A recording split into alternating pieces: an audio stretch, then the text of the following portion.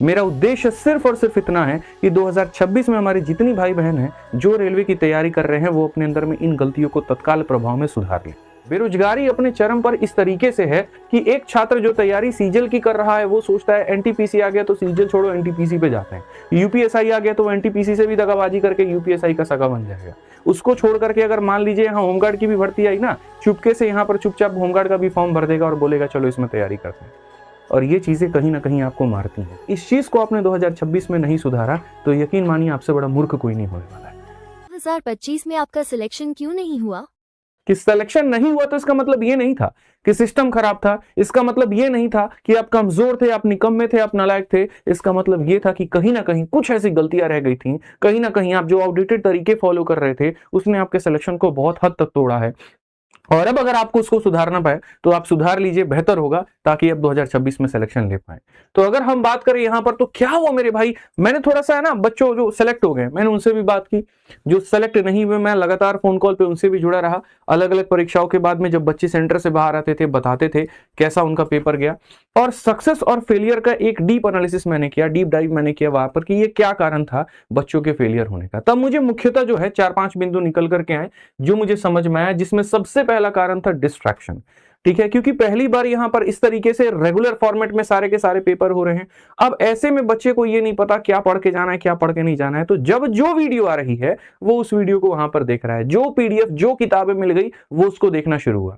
शुरू में तो बच्चे बड़े केंद्रित थे क्योंकि लिमिटेड रिसोर्सेज यूट्यूब पर या लिमिटेड किताबें थी तो वो उसको बढ़िया तरीके से सोर्सेस को फॉलो करके पढ़ रहे थे। लेकिन जैसे जैसे अलग अलग वैकेंसी आई, मल्टीपल टीचर्स, मल्टीपल प्लेटफॉर्म के वीडियो आने लगे, मल्टीपल किताबें वहां पर आने लगी, और फिर आप बार बार अपने तैयारी को शिफ्ट करते चले गए। एक चैप्टर यहां से तो दूसरा वहां से तो तीसरा वहां से, और ऐसे केस में आपका सिलेबस आधा अधूरा रह गया। किसी चैप्टर पर बहुत गहरा मेरे भाई अध्ययन कर लिया, अच्छी जानकारी प्राप्त कर ली, तो कहीं पर आप एकदम जीरो रह गए और पता चला कि जिस चीज को आप पढ़ करके नहीं गए थे उसने आपको पेपर में तोड़ दिया। उसके बाद दूसरा जो मेरे को फेलियर का रीजन समझ में आया वो यहां पर ये था कि जनरल नॉलेज में अगर हम बात करें तो बच्चे इस पे वीडियो पे ज्यादा निर्भर रहे, अपनी प्रैक्टिस को उन्होंने कोसों दूर फेंक दिया।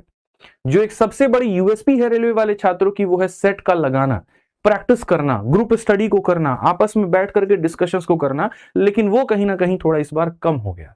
वो जो एक माहौल है जो हम पटना के घाट पे मैंने बच्चों को देखा किस तरीके से वो बैठ करके सेट लगाते थे, कैसे वो सवालों की प्रैक्टिस करते थे, उसको छोड़ करके पूरी तरीके से वीडियो पर आश्रित होना, ये थोड़ा सा गलत हो गया। वीडियो देखना गलत बात नहीं है, लेकिन वीडियो को सिर्फ देखना और प्रैक्टिस ना करना, ये सबसे बड़ी मेरे भाई आपकी कमजोरी साबित हुई है। और अगर इस चीज को आपने 2026 में नहीं सुधारा तो यकीन मानिए आपसे बड़ा मूर्ख कोई नहीं होने वाला है। कहते हैं ना दूध का जला भी छाछ फूंक कर पीता है, लेकिन आप जल भी गए और उसके बाद भी आप यहां पर जो है वो उस चीज को नहीं सुधार रहे तो 26 में भी वही हाल होने वाला है जो 25 में आपका हुआ है, ये यकीन मान के चलिए आप। तीसरी सबसे बड़ी बात है जो मैथ्स और रीजनिंग है मेरे भाई, यहां पर बच्चों ने समझा ये तो स्कोरिंग सब्जेक्ट है, यहां पूरे नंबर लाए जा सकते हैं, लेकिन उसके बाद भी आप लोगों ने ऐसे ऐसे सिली मिस्टेक्स किए हैं जिसका हद हिसाब नहीं है। अगर आप मेरी बात से सहमत होंगे तो आप कमेंट बॉक्स में लिखिएगा, आप बिल्कुल लिखिएगा यहां पर, क्योंकि मैंने बहुत गहन अध्ययन करके इस इवेंट को लगाया है, इस पीपीटी को बनाया है, और ये सारी बातें मैं ऐसे हवा में नहीं कह रहा हूं, हर एक बच्चे से बात करने के बाद में मैं आप लोगों के पास ये पॉइंट लेकर के आया हूं। मेरा उद्देश्य सिर्फ और सिर्फ इतना है कि 2026 में हमारी जितनी भाई बहन हैं जो रेलवे की तैयारी कर रहे हैं वो अपने अंदर में इन गलतियों को तत्काल प्रभाव में सुधार लें। तो तीसरी जो सबसे बड़ी गलती रही वो यहां पर ये रही कि एक भ्रम कि हमारा इसमें नंबर बहुत अच्छा आएगा, और वो भ्रम कब टूटा, जब सिली मिस्टेक्स आपके आए, और कब आए, जब आंसर की आपके पास में आए।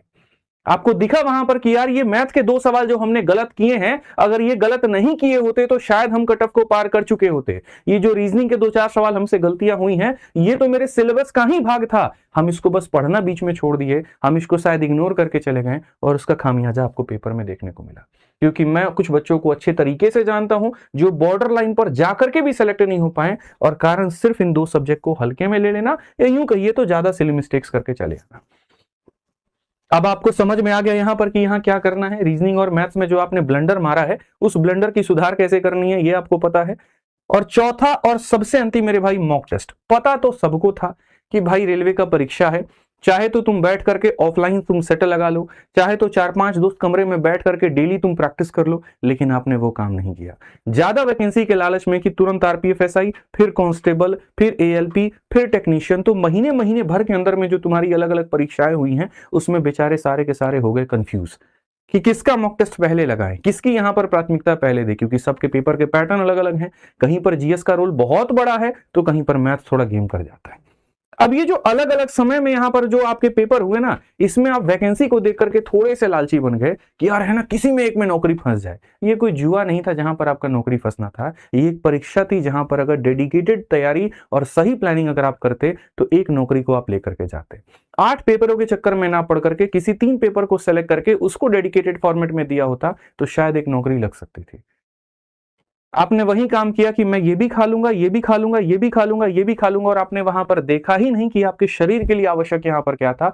शायद जो शरीर के लिए आवश्यक था उसमें का कोई 1-2 खाना भी खा लेते तो आपके लिए बढ़िया होता, हेल्थ के लिए बढ़िया होता। बट ज्यादा के चक्कर में, लालच के चक्कर में आपने अपनी ऐसी तैसी करा ली, और ये सेम लालच आपके सामने 2026 में भी आने वाला है, मैं आपको बताऊं। क्योंकि कारण है, बेरोजगारी अपने चरम पर इस तरीके से है कि एक छात्र जो तैयारी सीजल की कर रहा है वो सोचता है एनटीपीसी आ गया तो सीजल छोड़ो एनटीपीसी पे जाते हैं, यूपीएसआई आ गया तो एनटीपीसी से भी दगाबाजी करके यूपीएसआई का सगा बन जाएगा। उसको छोड़ करके अगर मान लीजिए यहाँ होमगार्ड की भी भर्ती आई ना, चुपके से यहाँ पर चुपचाप होमगार्ड का भी फॉर्म भर देगा और बोलेगा चलो इसमें तैयारी करते हैं। और ये चीजें कहीं ना कहीं आपको मारती हैं। जैसे परीक्षा के आप यहां पर गोल को बदलते हैं वैसे आपकी तैयारी बदल जाती है और आप किसी के सगे नहीं रहते हैं। थोड़ा मुश्किल होता है, थोड़ा कठिन होता है एक का बने रहना, लेकिन यकीन मानिए जीवन में बहुत बड़ी यहां पर जो है वो सफलता देकर के जाता है। यकीन मानिए आप यहां पर। तो ये जो गलतियां रही हैं ये आपके सबसे बड़ी कोर मिस्टेक्स है। What to do in 2026? तो पहली गलती जो आपने यहां पर की थी डिस्ट्रैक्शन, उस डिस्ट्रैक्शन को आप पहले सुधारेंगे। आप अलग अलग जगह पर अलग अलग चीजें नहीं पढ़ेंगे, एक फिक्स टीचर, फिक्स किताब, फिक्स सोर्स और उसी को मल्टीपल बार पढ़ेंगे इन आने वाले किसी भी वैकेंसी को लेकर।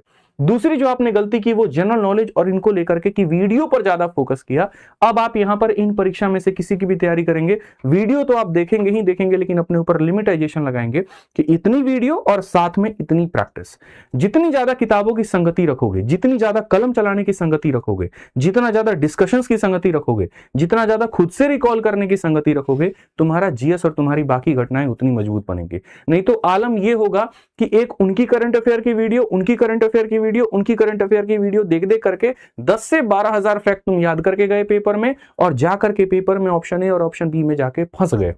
तुमको ये पता है कि यार ये 2 ऑप्शन तो उत्तर नहीं होंगे, यही 2 होगा, लेकिन उस 2 में कौन सा होगा ये नहीं पता, और वही सिली मिस्टेक्स तुम्हारी जान ले लेती है। ये नहीं करोगे, इस बात को यहां पर ध्यान रखना। तीसरी जो सबसे बड़ी बात है मैथ और रीजनिंग में सिली मिस्टेक्स। ये सिली मिस्टेक्स को सुधारने का तरीका क्या है?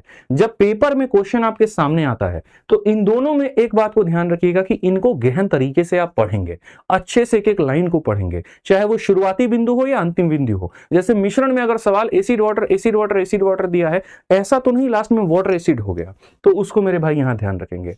आपने जितनी भी परीक्षाएं दी हैं उसमें से कुछ के आंसर की आपके पास में होंगे, उन आंसर कीज को लेकर के आप बैठेंगे और आंसर की को लेकर के बैठ करके ये देखेंगे कि कौन कौन सी गलतियां मैंने की थी, और उसको नोट करके एक डायरी में अब यहां पर प्लान करेंगे कि अगले साल मेरी ये गलती नहीं होनी चाहिए।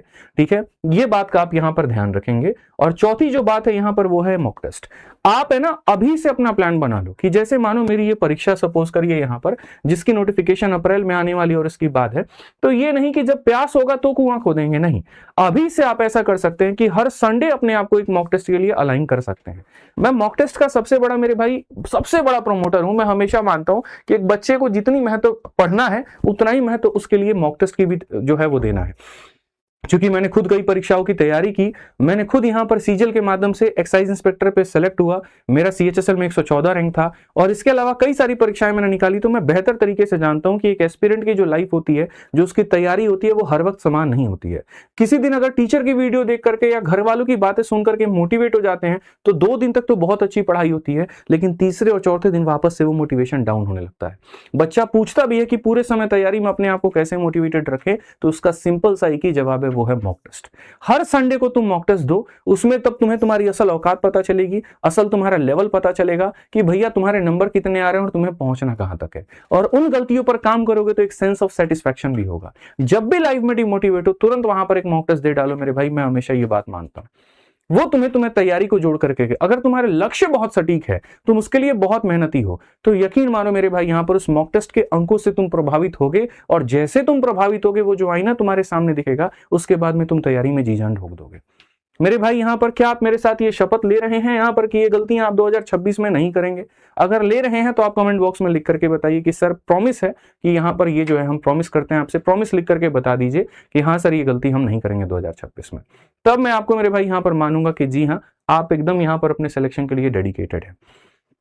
प्रॉमिस कर दीजिए एक बार आप लोग कमेंट बॉक्स में, मैं मान जाऊंगा। फिर आप पढ़ते रहिए, आपके हर कदम पर हम आपके साथ में हैं और कहीं पर भी हम आपका साथ नहीं छोड़ेंगे। आपको किसी और चीज की भी आवश्यकता है तो वीडियो के कमेंट बॉक्स में आप वो भी बता दीजिए, वो भी मेरे भाई यहां पर पूरा हो जाएगा। वीडियो कैसी लगी जरूर बताइएगा और चैनल को सब्सक्राइब कर लीजिएगा मेरे भाई। आज के लिए इतना ही, मिलेंगे अगली वीडियो में।